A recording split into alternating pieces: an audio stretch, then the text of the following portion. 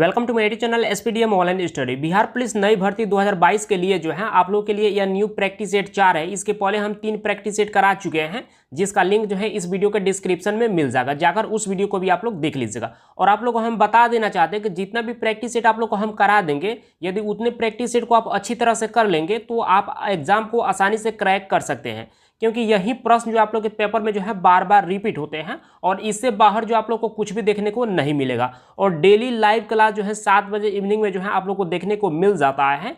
तो जल्दी से एक लाइक और अपने दोस्तों में शेयर कीजिए ताकि इस क्लास को शुरू किया जाए। यह 4 नंबर प्रैक्टिस सेट है और इस प्रैक्टिस सेट में आप लोग को जो है 1 से 30 तक प्रश्न कराने वाले हैं। चलिए 1 नंबर प्रश्न को देख लीजिए।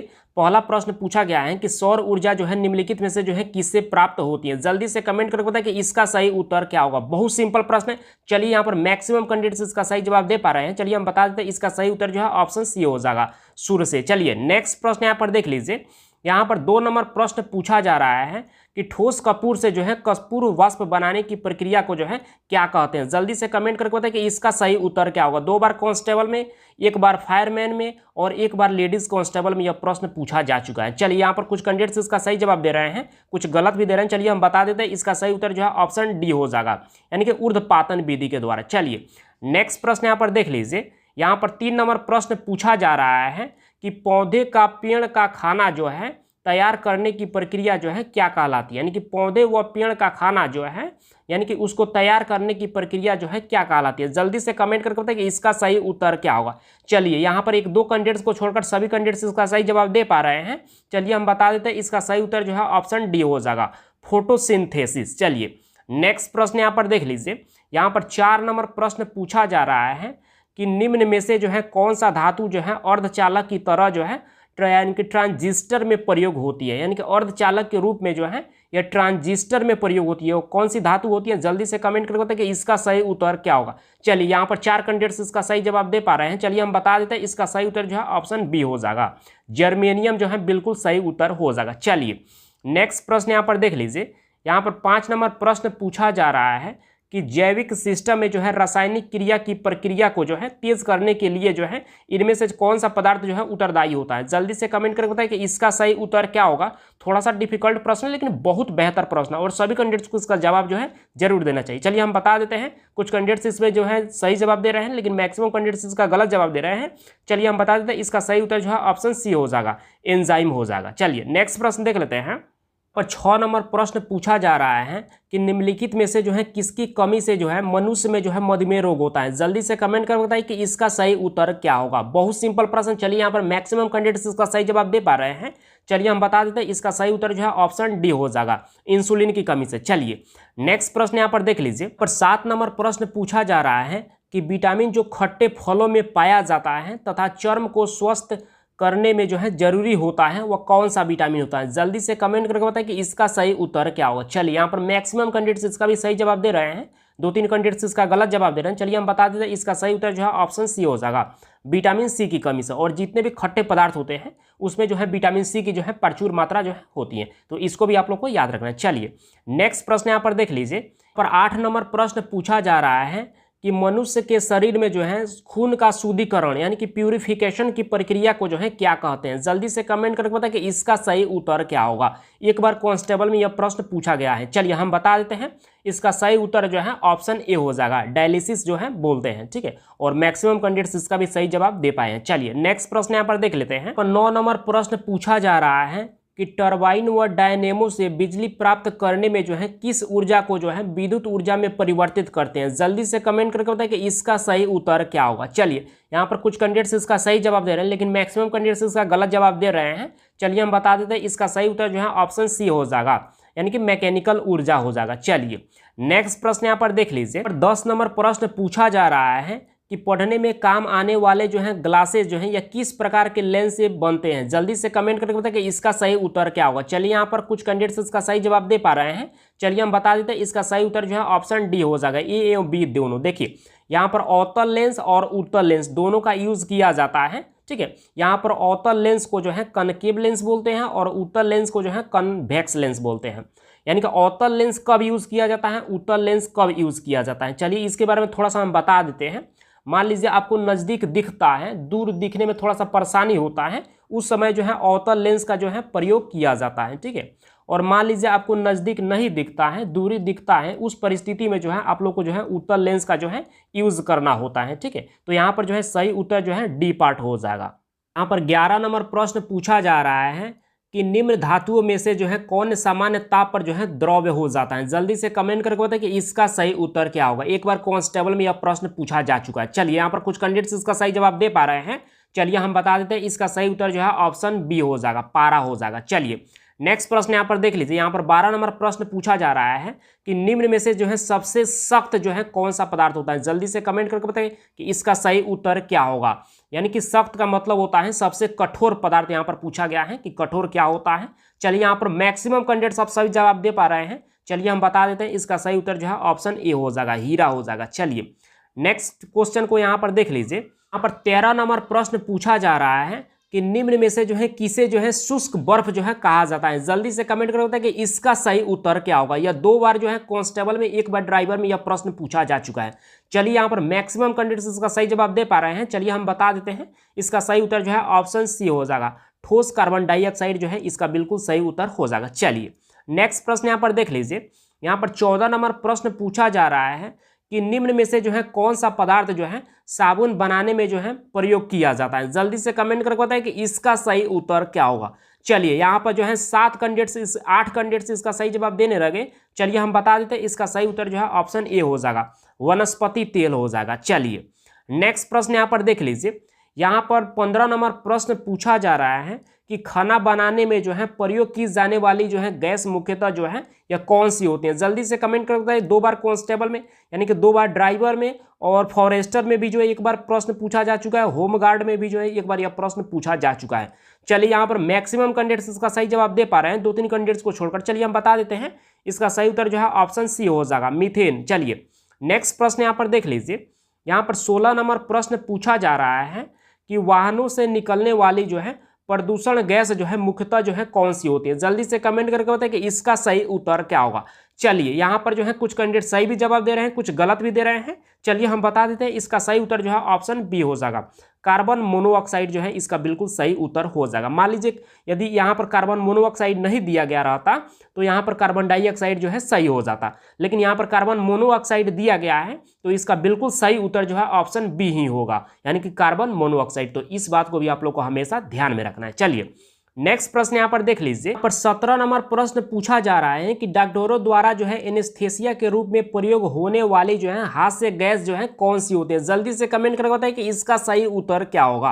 यानी कि आप लोग को पता ही होगा, यह कांस्टेबल में 3 बार से भी ज्यादा प्रश्न पूछा जा चुका है, हंसाने वाली गैस कौन सी होती है। चलिए यहाँ पर मैक्सिमम कैंडिडेट सब सही जवाब देने लगे। चलिए हम बता देते हैं, इसका सही उत्तर जो है ऑप्शन सी हो जाएगा, नाइट्रस ऑक्साइड जो है इसका सही उत्तर हो जाएगा। चलिए नेक्स्ट प्रश्न यहाँ पर देख लीजिए। यहाँ पर 18 नंबर प्रश्न पूछा जा रहा है कि निम्न पदार्थों में से कौन सा पदार्थ जो है खाने की वस्तुओं का परिरक्षण यानी कि प्रिजर्वेशन में प्रयोग होता है। जल्दी से कमेंट करके बताएं कि इसका सही उत्तर क्या होगा। चलिए यहाँ पर 6 कैंडिडेट्स इसका सही जवाब दे पा रहे हैं। चलिए हम बता देते हैं, इसका सही उत्तर जो है ऑप्शन सी हो जाएगा, सोडियम बेंजोएट इसका बिल्कुल सही उत्तर हो जाएगा। चलिए नेक्स्ट प्रश्न यहाँ पर देख लीजिए। यहाँ पर 19 नंबर प्रश्न पूछा जा रहा है कि निम्न में से कौन सा धातु जो है रोशनी के बल्बों में जो है फिलामेंट के रूप में जो है प्रयोग होती है। जल्दी से कमेंट करके बताएं कि इसका सही उत्तर क्या होगा। 2 बार कांस्टेबल में, 1 बार ड्राइवर में और 1 बार मद्य निषेध में यह प्रश्न पूछा जा चुका है। बहुत सिंपल प्रश्न है। चलिए यहाँ पर मैक्सिमम कैंडिडेट्स इसका सही जवाब दे पा रहे हैं। चलिए हम बता देते हैं, इसका सही उत्तर जो है ऑप्शन डी हो जाएगा, टंगस्टन हो जाएगा। चलिए नेक्स्ट प्रश्न यहाँ पर देख लीजिए।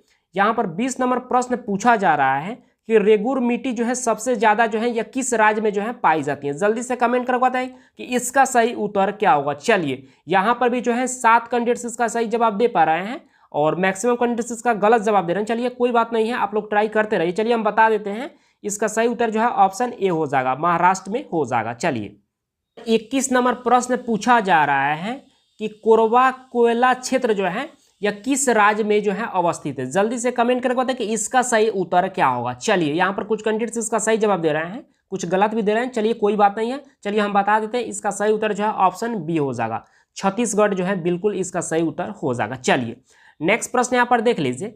यहाँ पर 22 नंबर प्रश्न पूछा जा रहा है कि गद्दी लोक निवासी जो है या किस राज्य से जो है बिलोंग करते हैं। जल्दी से कमेंट करके बताएं कि इसका सही उत्तर क्या होगा। थोड़ा सा डिफिकल्ट प्रश्न है लेकिन बहुत बेहतर है। चलिए कुछ कैंडिडेट्स इसका सही भी जवाब दे रहे हैं, चलिए हम बता देते हैं। इसका सही उत्तर जो है ऑप्शन बी हो जाएगा, हिमाचल प्रदेश से। चलिए नेक्स्ट प्रश्न यहाँ पर देख लीजिए। 23 नंबर प्रश्न पूछा जा रहा है कि भारत में सबसे पहले रेल मार्ग जो है कब बनकर जो है तैयार हुआ। जल्दी से कमेंट करके बताएं कि इसका सही उत्तर क्या होगा। चलिए यहाँ पर मैक्सिमम कैंडिडेट्स इसका सही जवाब दे पा रहे हैं। चलिए हम बता देते हैं, इसका सही उत्तर जो है ऑप्शन ए हो जाएगा, 1853 ईस्वी में। और भारत में जो है प्रथम रेलगाड़ी जो है 16 अप्रैल 1853 ईस्वी को जो है यह मुंबई से थाने के बीच में जो है चलाई गई थी। तो इसको भी आप लोग को याद रखना है। चलिए नेक्स्ट प्रश्न यहाँ पर देख लीजिए। यहाँ पर 24 नंबर प्रश्न पूछा जा रहा है कि मानस नदी जो है यह किस नदी की जो है उपनदी है। जल्दी से कमेंट करके बताइए कि इसका सही उत्तर क्या होगा। चलिए यहाँ पर कुछ कैंडिडेट्स इसका सही जवाब दे पा रहे हैं। चलिए हम बता देते हैं, इसका सही उत्तर जो है ऑप्शन डी हो जाएगा, ब्रह्मपुत्र नदी हो जाएगा। चलिए नेक्स्ट प्रश्न यहाँ पर देख लीजिए। 25 नंबर प्रश्न पूछा जा रहा है कि किस राज्य में जो है अधिकतम जनसंख्या घनत्व है। जल्दी से कमेंट करके बताएं कि इसका सही उत्तर क्या होगा। एक बार कांस्टेबल, एक बार फायरमैन में यह प्रश्न पूछा जा चुका है। चलिए यहाँ पर कुछ कैंडिडेट्स इसका सही जवाब दे रहे हैं। चलिए हम बता देते हैं, इसका सही उत्तर जो है ऑप्शन डी हो जाएगा, बिहार राज्य हो जाएगा। चलिए इसके बारे में थोड़ा सा हम आप लोग को बता देते हैं। जनगणना 2011 के अनुसार जो है यानी कि सर्वाधिक जनसंख्या घनत्व वाला राज्य जो है हमारा बिहार है। दूसरे नंबर बात कर ले तो दूसरे नंबर पर जो है या पश्चिम बंगाल आता है। पश्चिम बंगाल जो है या 2 नंबर पर आता है। 3 नंबर की बात कर ले तो 3 नंबर पर जो है या केरल आता है। तो इन तीनों को जो है आप लोग को याद रखना है। चलिए नेक्स्ट प्रश्न यहाँ पर देख लीजिए। यहाँ पर 26 नंबर प्रश्न पूछा जा रहा है कि किस नदी पर जो है शिव समुद्रम जलप्रपात जो है अवस्थित है। जल्दी से कमेंट करके बताइए कि इसका सही उत्तर जो है क्या होगा। चलिए यहाँ पर कुछ कैंडिडेट्स इसका सही जवाब दे पा रहे हैं। चलिए हम बता देते हैं, इसका सही उत्तर जो है ऑप्शन ए हो जाएगा, कावेरी नदी पर। चलिए नेक्स्ट प्रश्न यहाँ पर देख लीजिए। यहाँ पर 27 नंबर प्रश्न पूछा जा रहा है कि गंगा नदी के किनारे जो है सबसे बड़ा शहर कौन सा है। जल्दी से कमेंट करके बताइए कि इसका सही उत्तर क्या होगा। चलिए यहाँ पर बहुत सारे कैंडिडेट्स इसका सही जवाब दे पा रहे हैं। चलिए हम बता देते हैं, इसका सही उत्तर जो है ऑप्शन सी हो जाएगा, कानपुर हो जाएगा। चलिए नेक्स्ट प्रश्न यहाँ पर पूछा गया है। 28 नंबर प्रश्न पूछ रहा है कि भारत में जो है शहरी जनसंख्या जो है कुल जनसंख्या के जो है कितना प्रतिशत के बराबर है। जल्दी से कमेंट करके बताइए कि इसका सही उत्तर क्या हो सकता है। चलिए यहाँ पर कुछ कैंडिडेट्स इसका सही जवाब दे पा रहे हैं। चलिए कोई बात नहीं है, आप लोग भी ट्राई कीजिए, गलती सभी से होता है। चलिए यहाँ पर जो है अभी 6 कैंडिडेट्स इसका सही जवाब दे पा रहे हैं। चलिए हम बता देते हैं, इसका सही उत्तर जो है ऑप्शन ए हो जाएगा, 31.2% के बराबर है। चलिए नेक्स्ट प्रश्न यहाँ पर देख लीजिए।